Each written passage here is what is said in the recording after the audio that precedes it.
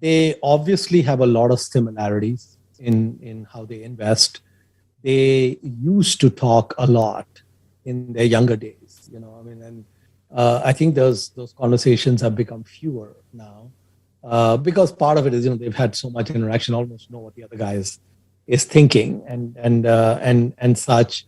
Um, I think Charlie got to understanding the importance of better businesses. Better to buy a good business at a fair price and a fair business at a good price. I think he got that understanding well before Warren, and I think it took Warren more time just because I think he's been so successful in the traditional Gramian approach, and that one of the things that has, I think, a difference between them is when Charlie sees a tremendous business. I mean, they're both cheapskates, and they're both not willing to pay up. But one of the areas, for example, where they diverged was Costco, right? And Charlie tried to have Berkshire take a much larger position in Costco, and Warren's perspective was it's too expensive, right? And Charlie would always say, well, for some things you pay up, right? And so there was some divergence in a view there. There was also a divergence in BYD.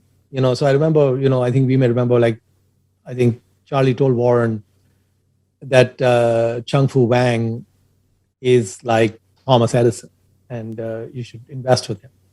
And Warren just kind of ignored that. And then he said, well, he's like Thomas Edison and Henry Ford, both in the same person. And Warren still ignored that.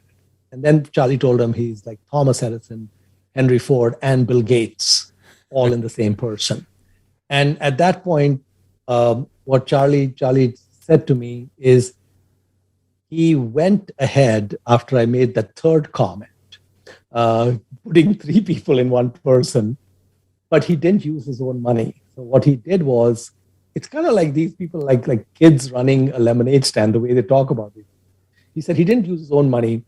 He went to David Sokol and had Mid-American Energy use their money to buy the stake in BYD. And so the $250 million that Berkshire Hathaway invested in BYD came from Mid-American, which I think at that time Berkshire owned 80% of, right? And then he put David Sokol on the board of BYD. And so Charlie said to me, in the end, he didn't even use his own pot of cash. He went to another pot somebody else controlled and said, okay, you do it from there. And of course, Berkshire would have done slightly better. I think now they have like 91% or something of Berkshire Hathaway Energy. They would have done a little bit better. It's been a major home run. I mean, it's made billions of dollars, right? BYD for Berkshire. They bought at 8 Hong Kong dollars per share, and it's at 260 Hong Kong dollars per share right now.